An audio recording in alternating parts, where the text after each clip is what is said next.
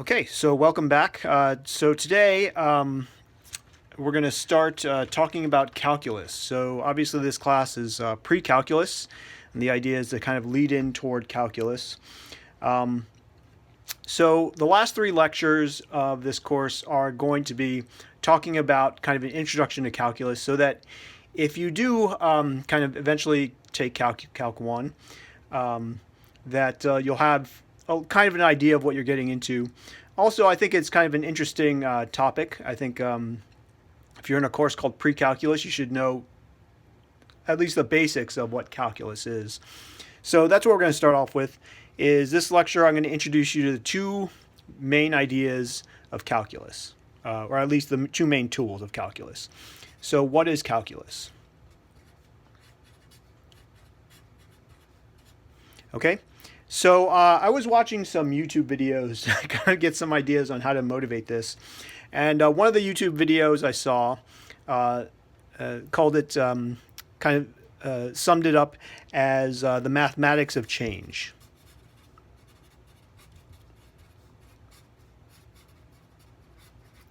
Okay, and I really like that concept of mathematics of change.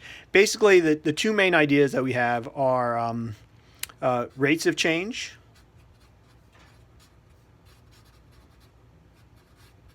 So how something is changing. So for instance, one of the things that we're thinking about a lot right now is, how many coronavirus cases there are every day, or additional ones every day. So that would be kind of the rate of change, cases per day, something like that. So that's something that calculus is mathematics of trying to understand those sort of things. And also, it's the accumulation. All right, yeah, I think I spelled that right. Accumulation of changes. So, for example, the accumulation of changes would be, we know the rate for different days. Then can we use that rate to figure out the total number of cases overall? Okay, and so these two main concepts are basically the concepts related to the derivative and the integral. Okay, and the derivative and integral are extremely important tools for lots of different subjects. I know I talk about physics a lot, but physics, upper level physics, even calculus-based introductory physics, derivatives and integrals are key concepts that you need to know if you want to get into those subjects. So that's what we're going to talk about today. I'm going to give you an introduction. We're going to learn about the derivative, kind of what it means at a basic level, and the integral, what it means at a basic level. And I'm also going to introduce some notation that you'll see in calculus for describing the derivative and the integral. All right. One video that I really like when I was doing some research for this was this video called The Essence of Calculus. If you're really interested in this lecture or this topic, I would really highly suggest that you watch this YouTube video. It's by a YouTuber named 3Blue 1 Brown. If I remember, I'll add a link to this video in the description. But I thought that was a really excellent one. It's has lots of great animations that I think really help you kind of understand how calculus works. So that's the pitch I'll have. All right, so let's go over the two main ideas of calculus.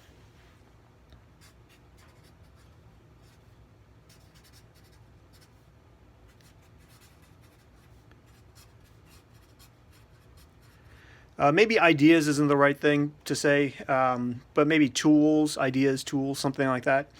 And they basically are finding the slope and finding the area. Okay, so slope and area, that's basically what all of calculus is. It doesn't seem that complicated, but that's what it is. All right, so for example, let's say that we have something like this.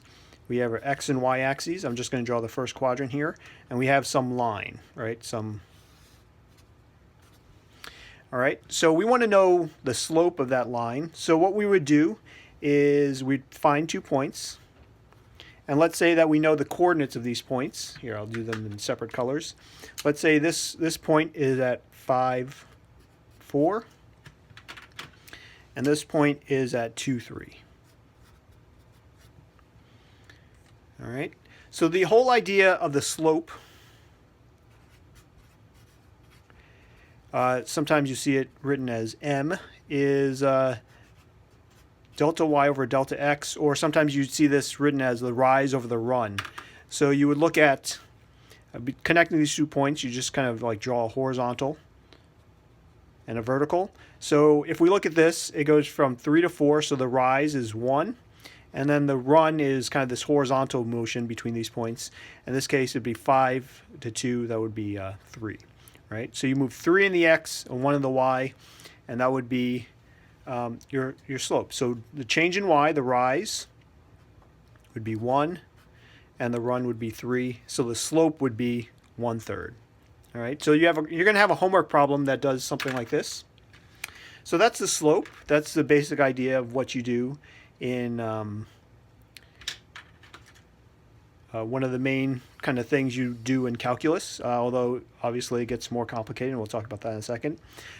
You can also think of this as kind of the rate of change. Okay, so the reason you can think of it as rate of change is you can think of it as how does y change when you change x? That's the idea. All right, and the other main idea is this idea of area. So let's draw. Again, we'll just draw the first quadrant. And let's say that we have some line that goes like this. All right, and this is y equals 5, let's say. Okay, and we go from 0 to 10. So one of the ideas behind calculus also is given some function. In this case, I just have a horizontal line as my function. I want to know the area between that function and the x-axis. So if I just draw kind of let's say I want it between 0 and 10 only. Then what I would do is I would try to figure out this area that's between the function and the x-axis. And that's the area that I would try to calculate. So in this case, it's just a rectangle, so the area is equal to the base, all right, times the height, which is 10 is how long the base is, and the height goes up to 5. So the area of this thing would be 50.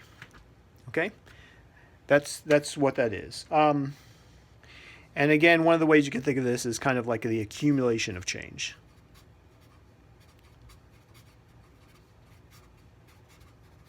Or maybe the accumulation of changes.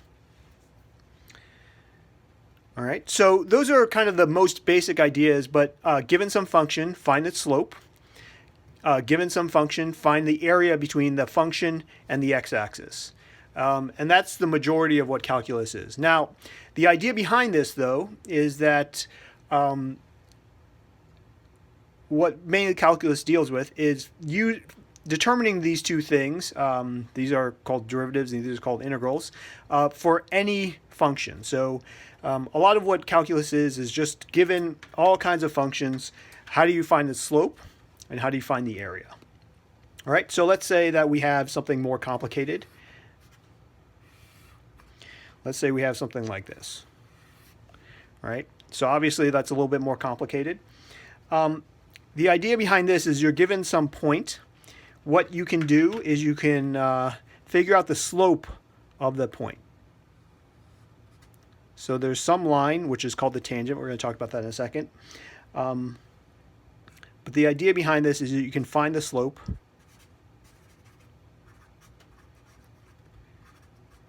at a single point.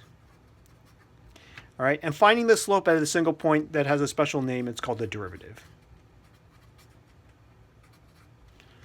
Okay.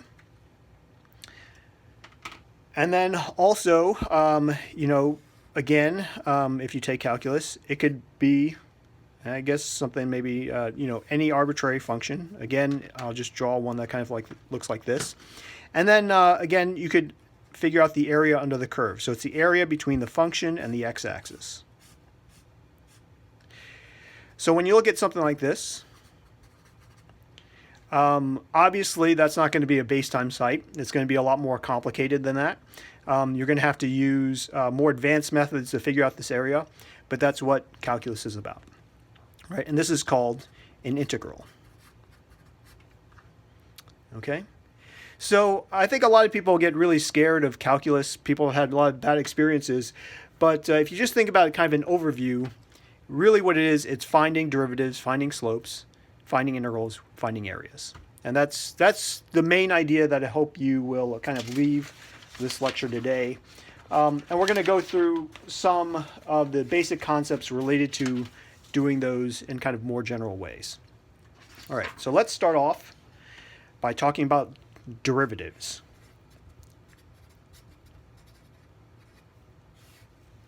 All right. So the idea is that we have some function. I guess I like this function. And we're given a single point here. And what we want to do is we want to find the slope at this point.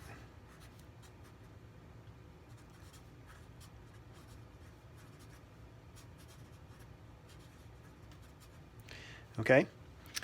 And a really important concept here that we have is the tangent line. All right, so if you have some sort of curve like this, you can't. It's difficult to find you might be wondering how you would define the slope here, and the idea is that you define what's called a tangent line. So in this case, I would draw a tangent line. It would look something like this. Okay, and the idea behind the tangent line, it's a line that just touches the function at a single point. Okay? So you can think of it as a kind of line that just, barely kind of kisses the function. So I'm going to give you kind of an example. So let's say that we have kind of a semicircle like this. All right, and I want the slope at this point. The first thing that you need to be able to do to find the slope is to draw the tangent line. So the way the tangent line would look in this case would be something like this. So that would be the tangent line. So one of the ways of kind of looking at it is if you kind of turn it sideways here.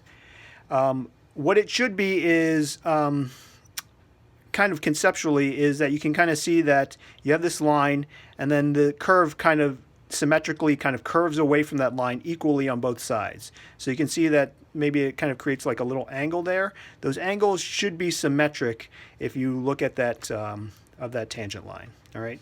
So at least as symmetric as you can. Sometimes the curve isn't that symmetric, but that's the idea. So let me draw you some ways that are wrong here. So I'm going to show you two ways of which it's commonly misdrawn here. So one of the ways is sometimes it's drawn too steeply. All right, so maybe someone would kind of draw like this. All right, well, that would be wrong because you can see that it kind of crosses where it's just supposed to be like something that just kind of, just kisses it, just kind of a stick that lays on top of that curve. Okay, so this would be wrong. The other thing is maybe it's too shallow. So sometimes people kind of do it like maybe like this, right? And again, you can see that kind of goes through the function where really it should just kind of lay on the surface. So you think of it almost as think of the curve as kind of like a hard surface, and you're laying kind of like a stick or something hard and straight kind of against it, right? And it just happens to touch that one point. So that would also be wrong. Okay.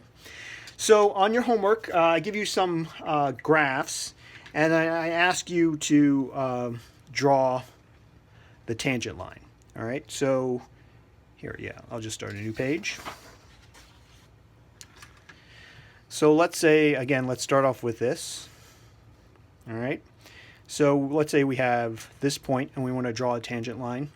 So if we have this on a set of axes here, let's say it looks something like this. So let's say that this point right here lines up with x equals 4. So when I say I want to find the tangent line at x equals 4, I'm talking about the tangent line where that function happens to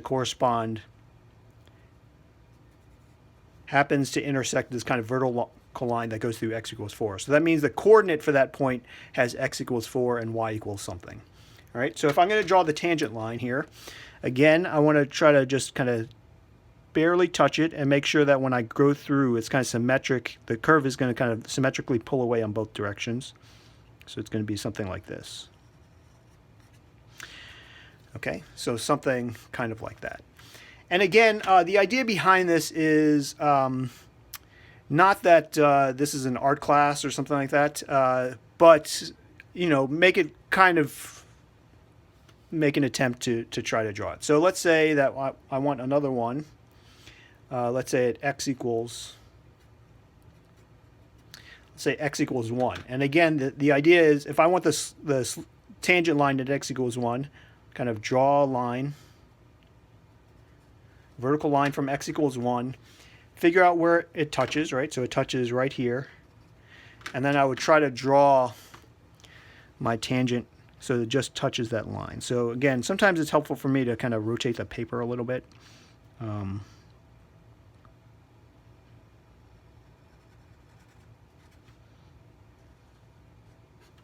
So that would be what my tangent line would be at x equals 1. So that's my x equals 1 tangent line. That's my x equals 4 tangent line. All right. All right, so you have a couple of homework questions that are kind of like that. So what I'm going to give you is I'm going to give you some to try. So let's say that you have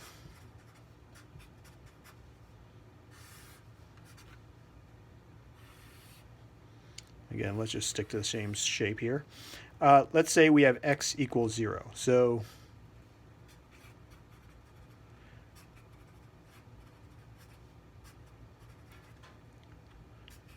draw the tangent line to the function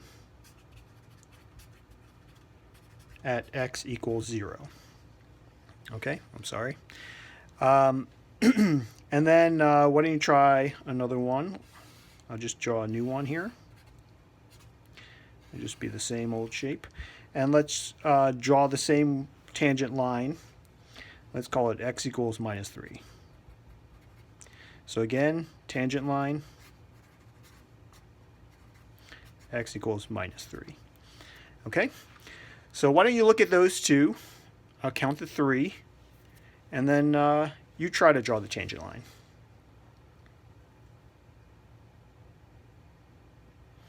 Okay, so let's do it. All right, so this is our function. We started with x equals 0, so we're going to kind of look upward from that point and see where our function has x equals 0, and that's that point right there. So this point here is kind of a peak. It turns out that peaks and troughs, and this is something that's used in calculus later on, peaks have a 0 slope. So this one, if you just kind of follow those rules, kind of looks something like this. It's kind of a straight line right across. All right, so that would be the tangent line at that point. You see it kind of pulling away symmetrically. And then again, x equals minus 3. Let's figure out the point where that crosses, where the function has a coordinate x equals minus 3. And then we're going to draw another tangent line here, and this one's going to look something like this.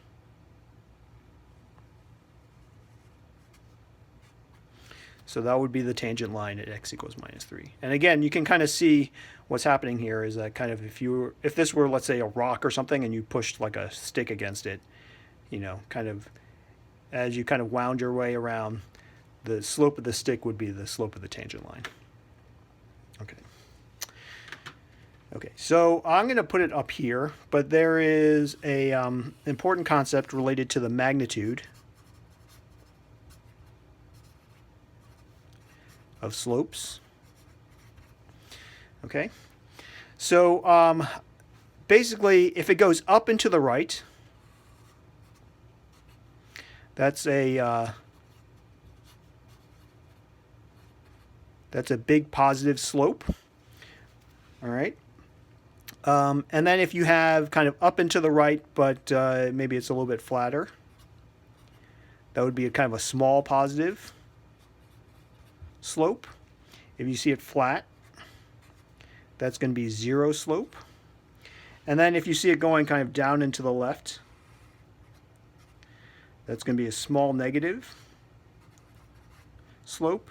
And if you see kind of a steep down to the left, that's a big negative slope. All right, so positive slopes are, steep. So big basically is steep and up and to the right. If it's flatter, that's going to be smaller and closer to zero. And so if you go up and to the right, you get to zero, which is horizontal. And if you keep going down and to the right, that's going to be negative. And you get small negative, and the steeper it gets negative, the bigger negative gets. So just to add some numbers, let's say that, in this case, big positive could be like m equals plus 10, right? And then the small positive, let's say it's m equals 2, right? Positive 2. So up and to the right means positive. It's kind of flattish, so it's a smaller number. Here, m equals 0. And then small negative, this one could be m equals negative 2 and m equals negative 10. So you can see that's what I mean when I'm talking about big positive. It's a big number with a positive sign, a small positive with a small number with a positive sign, and then 0 is flat. And then if it goes down to the right, then you get negative signs. All right, so that's important concept for identifying kind of positive and negative slopes.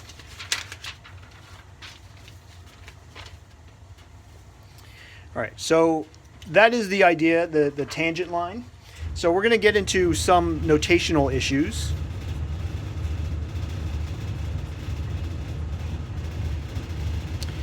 All right, so what we have done is we drew the tangent lines, but what you would do is you would figure out the slope of the tangent. So at a particular point, you can draw a tangent line, and then you can calculate its slope. So the slope of the tangent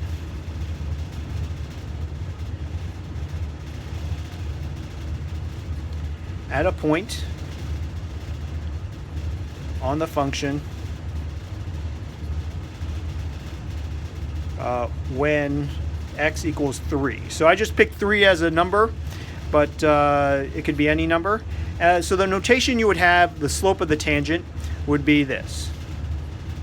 dy dx, kind of like a fraction, and then you draw a bar, which means evaluated at x equals 3. So this would be read as the derivative of y with respect to x at x equals 3. And what it means is the slope of the tangent at that point. All right, so you draw the tangent line, you figure out the slope, and it would be equal to this, which is called the derivative. All right, so I'll just write it in words, kind of what this would be. This would be the derivative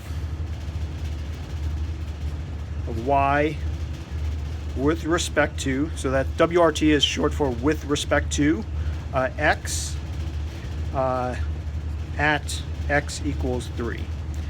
All right, so that's how you would read that. That's the notation that you'll see if you take calculus. All right, so let's say that we have something like this. So let's draw another function. And this one's kind of a whipsaw-y looking function. So let's say this is 10, and this intersection point is at 5, and there's a point over here, negative 2. Okay, so we have those 3 points, and what we're going to do is we're going to compare some derivatives. So let's compare. First, let's compare dy dx at x equals 10 to dy dx at x equals 5. All right, so the first thing you would do is you would draw the tangent line. So let's draw the tangent line. So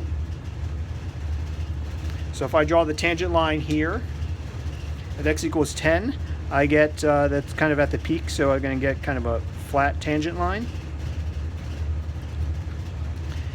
And then I'm going to do the same thing at 5. So 5 is the intersection point. So tangent line kind of goes something like this. So if you have, these are what are called kind of inflection points. If you have this, it kind of will kind of ride along this a little bit, right?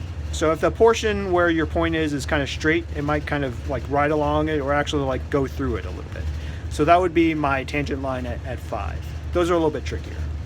So if we look at these slopes though, what we know is that here we have 0 slope,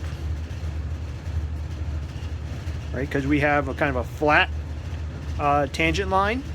And here we have, it goes kind of up and to the right, and it's pretty steep here. Here we have a positive slope.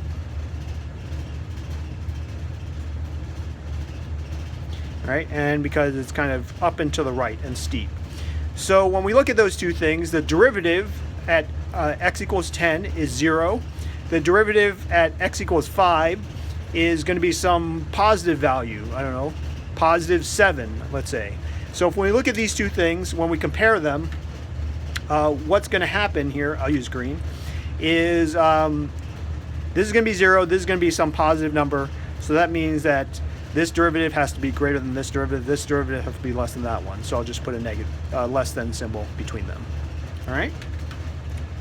So that's how that comparison works. So you don't need to know you don't need to do any calculation. This is just a notation, and then understanding how to interpret, draw the tangent lines and interpret their meaning. All right? All right, so the next one I'm going to do is let's compare dy dx at x equals 5 with dy dx at x equals minus 2. Okay? So again, so we have x equals 5. We know it over here. It's some positive slope.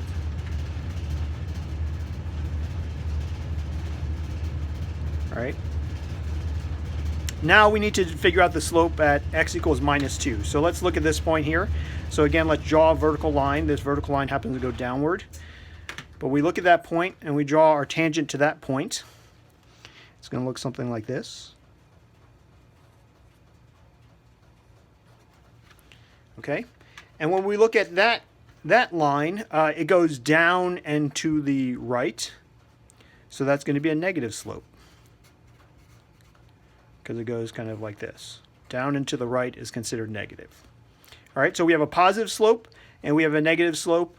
Obviously, this one is going to be greater than this one, so we draw kind of a greater than symbol like that. All right, so there's some on your homework that are kind of like this. Yeah, so I'm going to give you one to try out on your own.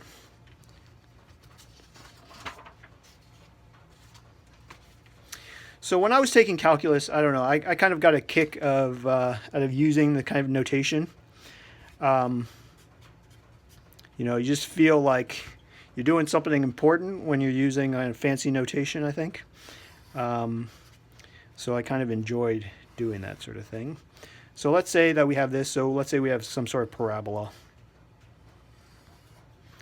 All right, and this intersects here at x equals 2, intersects here at negative 2, and then it kind of peaks at 0 here. I should have drawn this kind of peak. All right, and what we want to do is we want to compare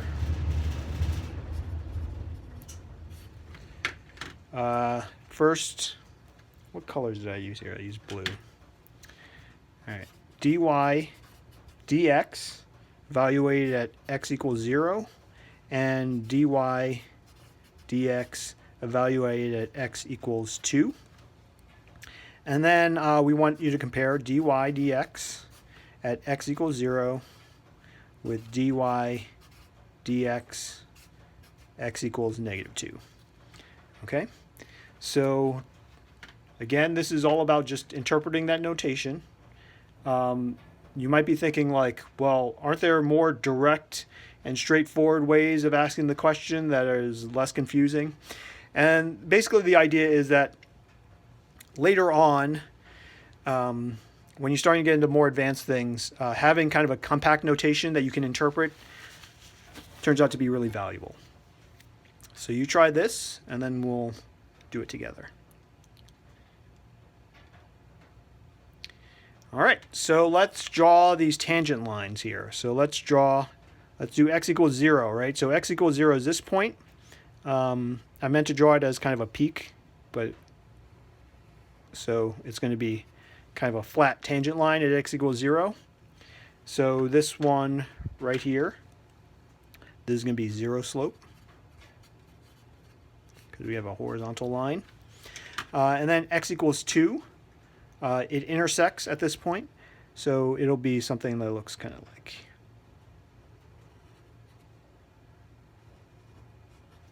something like that. All right, and so this is going to be a negative slope because it goes down and to the right. Okay, and because this is a negative slope, when we do this, 0 is greater than a negative number. So we're going to have that. Okay.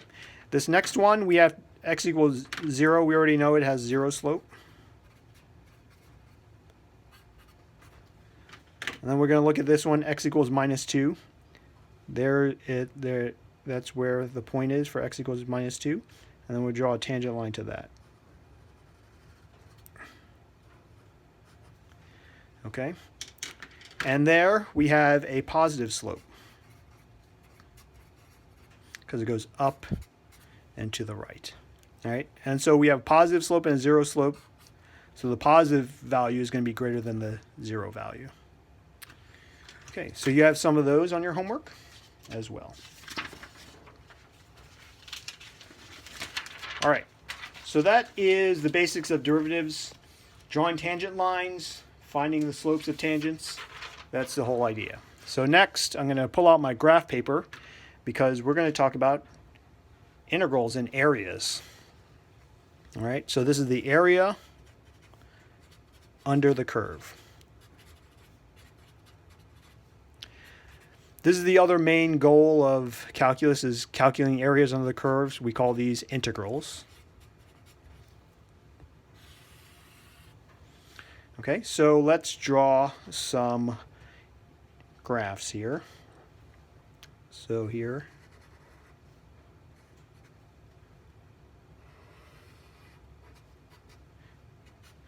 so let's say that we have a function that's just y equals 6. All right, so 1, 2, 3, 4, 5, 6, and it's just a horizontal line that goes across. So this is f of x is equal to 6, or aka y equals 6.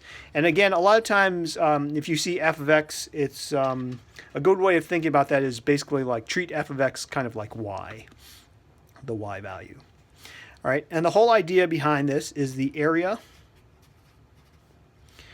between f of x and the x-axis. Okay, and in this case, we should also define kind of, what, how much of it. And so we're going to say from x equals 0 to x equals 5. All right, and so the way you would do that is we'd have x equals 0, 1, 2, 3, 4, 5, and you kind of like draw a dotted line up, and then it would be this area between the function, which is this horizontal line, and the axis. That would be the area that we're trying to solve for. Now, in our case, that's not too difficult because it's just a kind of a rectangle. I'm going to kind of draw it as height 6 and width 5. So the area is equal to base times height, which is just 5 times 6, which is 30. All right. So the notation that we would use for this would be the area, which is the integral of f of x from x equals 0 to x equals 5. Has the notation that we're going to use is the integral notation, which is this kind of like stretched out S-like thing. And then to show that it goes from 0 to x equals 0, x equals 5, we draw the 0 and 5 at the top and bottom. So generally you draw kind of the lower value here and the higher value there of f of x dx. All right, so that would be the notation. If you saw this, the way you would interpret this would be the area under the curve of f of x between x equals 0 and x equals 5. Okay, and we know we did this calculation, so this would be equal to 30. All right, so it's kind of a fancy notation, but that's all it is just saying whatever the function is, it's the area under the curve of that function between those 2 points. All right, and again, this may seem kind of like a weird notation. You probably can think of easier ways to do it that make more sense to you, but as you get into kind of more calculus, you'll see kind of the advantage of this. One of the advantages, which doesn't really work out for when you're first learning it, is that it's extremely compact. This notation says a lot, but it doesn't take you a long time to write it out, which is one of the advantages of it, which comes kind of later on. All right, so let's just draw the same function again.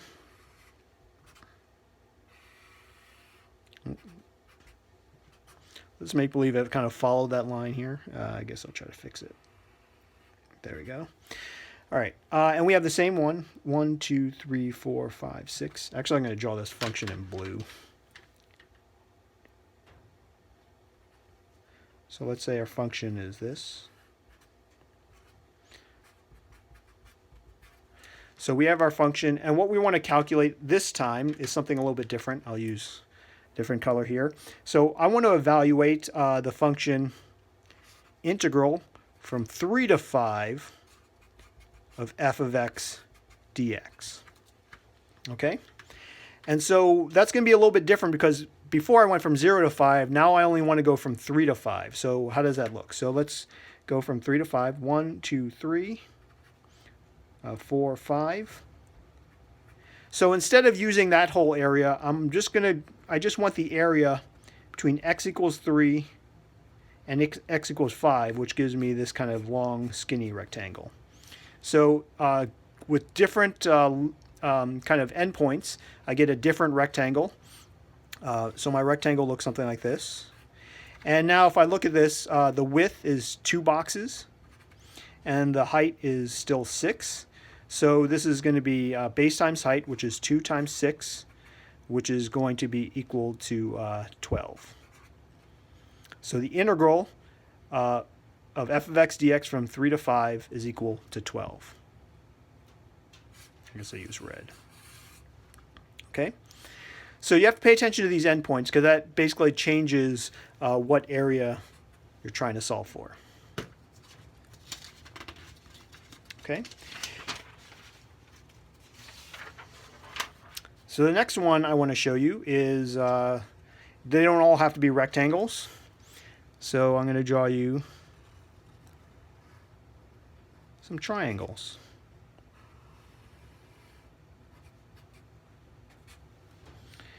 All right, so I have 2.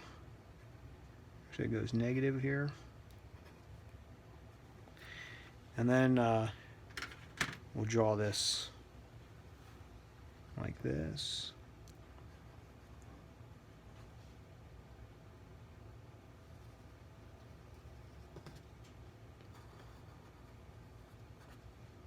So this is our f of x.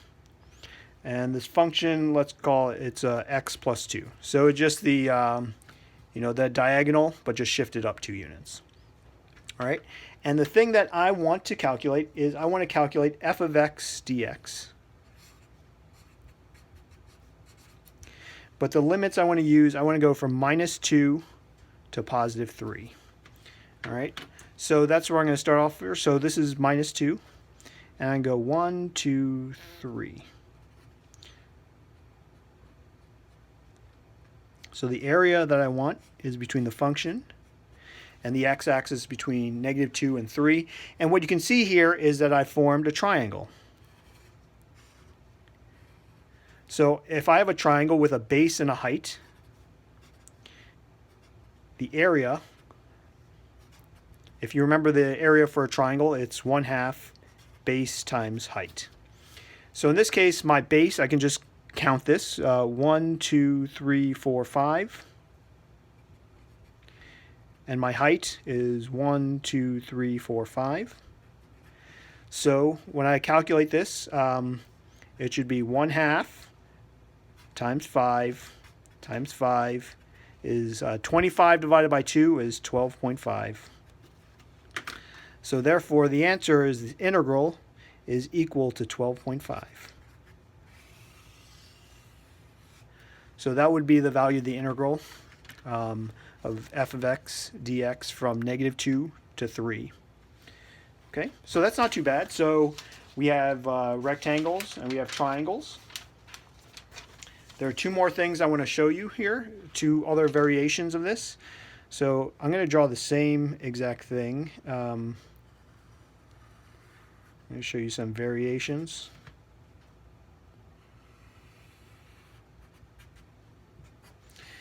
So the same function.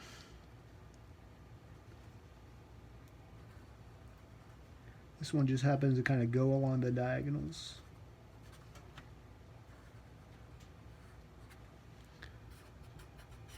All right, so that's the same function, but I'm going to ask you for a different integral. So let's say that we have integral from 0 to 3 of f of x dx. All right, so from 0 to 3, we have 0, 1, 2, 3. And if I draw those two lines here, we get this. All right, and that's the area we want. So if I look at that, that is neither a triangle or a rectangle. So the question is, how would you figure something out like that? Well, there are a couple different ways you could do this. But the way that I am going to suggest you do it is, if you look at this carefully, I'm going to draw this to scale kind of carefully.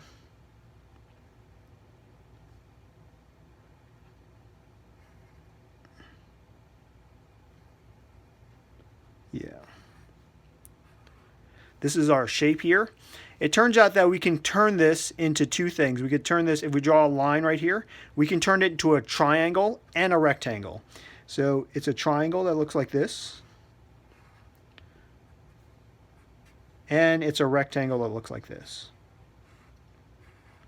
So if we want to figure out these areas, all we have to do is just figure out the area of the triangle and then figure out the area of the rectangle. So this is 3 and 3, and this is 3 and 2.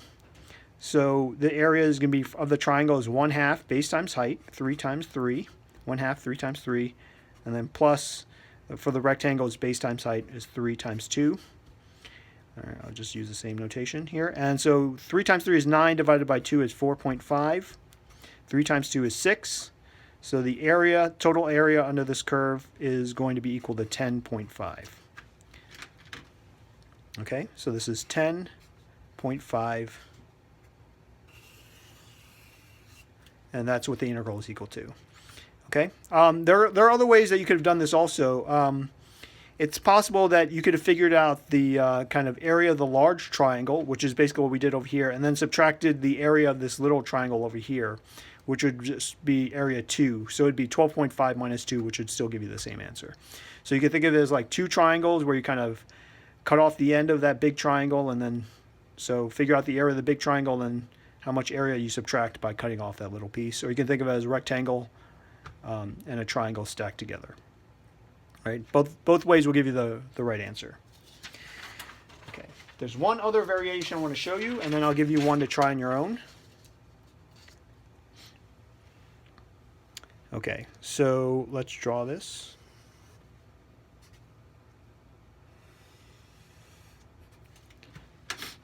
And I'm just going to draw the same exact function here.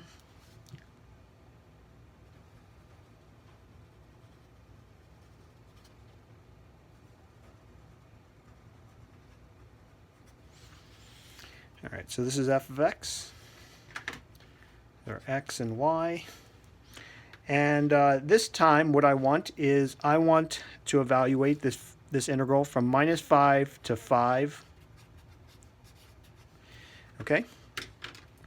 So here I have 1, 2, 3, 4, 5. And I have 1, 2, 3, 4, 5. All right, so I just barely drew this big enough. All right, and so when I do that, I get,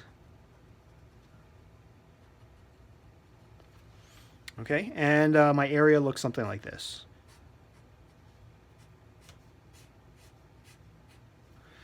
All right, so that would be my area. Now, there's one important thing about these integrals, which is that if you have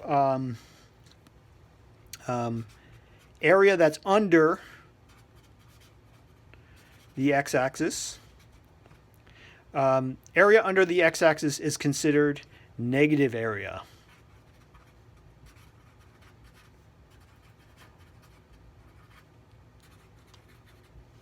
Okay, so if you have a value over here, let's call this A1, A2.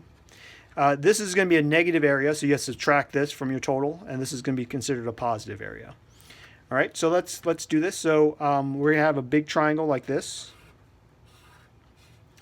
So this side is 1, 2, 3, 4, 5, 6, 7. So that's 7, and then this is 1, 2, 3, 4, 5, 6, 7. Yeah, I should have known that.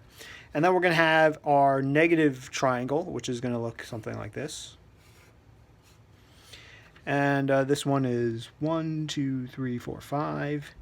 I'm going to guess this is 5. 1, 2, 3, 4, 5. So that's going to be our negative area. So our area for our positive is 7 times 7, 1/2 7 times 7. And then we're going to put a minus sign, 1/2 5 times 5. All right. So this is 49 divided by 2 is 24.5. We have a minus sign for our negative area. 25 divided by 2 is 12.5.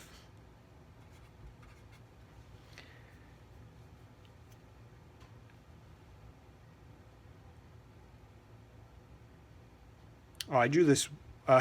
Sorry, I drew this incorrect. I was just looking at my notes. I was like, that doesn't look right. Yeah, so I'm sorry. I counted 5 units from this. I counted 5 units from the wrong point. So it should be 1, 2, 3, 4, 5. So this is -5 right here. So this should be my area right here. So let's cross out this part. So my little area is just this portion right here. So this is a smaller thing. So this is 3 by 3. So this is 4.5, which is equal to 20.5. So my integral is equal to 20.5. All right. So if you get, again, just kind of pay attention. If you get some of the area, it's always between the function and the x-axis. So if it goes below the x-axis, that means you're going to have some negative area right there. All right. Okay, so the last thing I'm going to do is I'm going to give you some to try on your own. So I'm going to draw you a function, and I'm going to give you some integrals, and ask you to evaluate these integrals.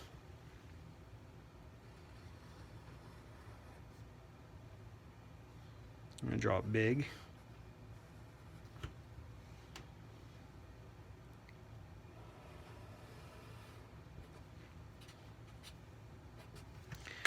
So my function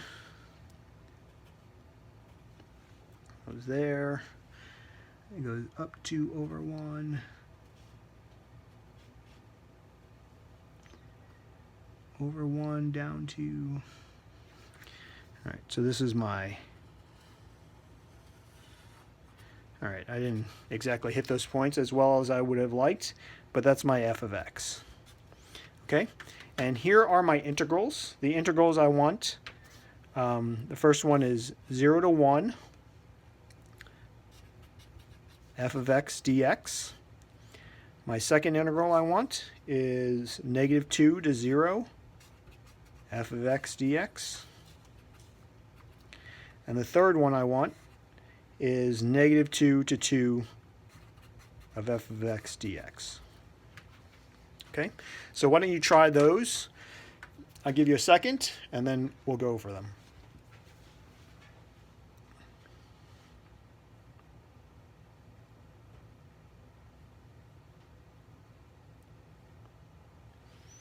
Okay, so let's go over them. So this first one is 0 to 1. So 0 to 1 is just going to be this kind of little triangle right here. Okay, so that's just that little corner triangle. So if I draw that little corner triangle, I'm just going to draw a bigger version as base 1 and height 2. So the area is going to be 1/2 1 times 2, which is just 1. So the answer to this one is it's 1. So the integral is equal to 1. Let's look at this next one, negative 2 to 0. So negative 2 to 0 is going to be, I guess I'll use red. So negative 2 is right here, and 0 is right there. So if I draw this line up here, what I want is I want this kind of region right there. So if I draw that, I can kind of identify it. It looks like a triangle on top of a rectangle. So I'm going to have a triangle on top and a rectangle on the bottom. So the width of this is 2, and the height of this rectangle is going to be like there, is actually 2. It's a square. And then this triangle has width 2 and has a height of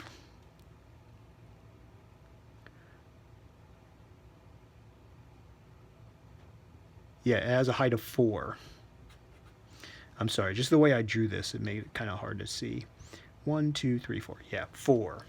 Okay, so the area is going to be the triangle. 1/2 base times height is 4 times 2, or I guess it was 2 times 4. And then the area of the rectangle, which is 2 times 2. So this is 4 plus 4, which is equal to 8. So the area of this one is equal to 8. All right. And then the last one is this one. So it's negative 2 to positive 2. So if I do negative 2 to positive 2, that's this point. Then I'm going to get this big area right here, this big triangle that's positive, and I'm going to get a little negative triangle right here. So I'm going to have kind of this big triangle like this, and that base is going to be 1, 2, 3. And the height of this is, I think, 6, right? 1, 2, 3, 4, 5, 6. And then I'm going to have a little negative triangle like this. And this is going to go over 1 and then down 2. So I'm going to have a positive area from this, but I'm going to have a negative area from this one because it's under the axis. So it's going to be 1/2 base times height, 3 times 6. That's this big positive triangle. And I have to subtract the area of this one, 1/2, 1 times 2.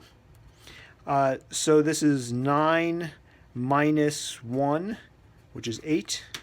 So this one is equal to 8 as well. Okay. Okay, so you should be able to do everything related to the homework. The last thing I want to do is I just want to motivate kind of where we're going from here. So you might think, well, integrals are really easy. What is the purpose of even using that notation? And the purpose of it is I gave you the easiest ones that you could sort of just calculate easily, which is basically rectangles and triangles. But it turns out that you could really do anything. So let's say that, and we're going to explore this in our next lecture, but let's say that we had like a parabola, right? Some function like that. Let's say that we wanted the area under this curve between these 2 points. Right? If you look at that shape, right, it has like kind of a curved side and then 2 straight sides. We don't know of an equation to figure out the area of that object. And basically the whole idea behind calculus, when you take calculus, a lot of time you'll be spending, is to figure out the rules for figuring out the area under the curve for these kind of curved functions. Okay, so it turns out there is a way of doing this. So in this particular case, this would be, you'd write this as like, I don't know, 0 to, I don't know, let's just say 10 of x squared dx. And it turns out that the answer to this, there is a equation for this, is 1/3 x cubed. So one of the things you would do in calculus is you would figure out how to derive this equation. This equation is the area under this weird shaped curve. It turns into 1/3 x cubed. And then you'd evaluate it at those 2 points. So what we're going to do next time is we're going to talk about how you would get a basic idea of how you would kind of evaluate something that looks like this. And that's what we're going to talk about next time. Or maybe the lecture after that. I can't remember which lecture we talked about this. Either the next one or the one after. But hopefully that gave you some ideas of what calculus is like, kind of the goals of calculus. You have a basic idea of the notations for derivatives and integrals. Hopefully you'll find that useful to you later on if you explore calculus further. All right, I'll talk to you next time. Bye.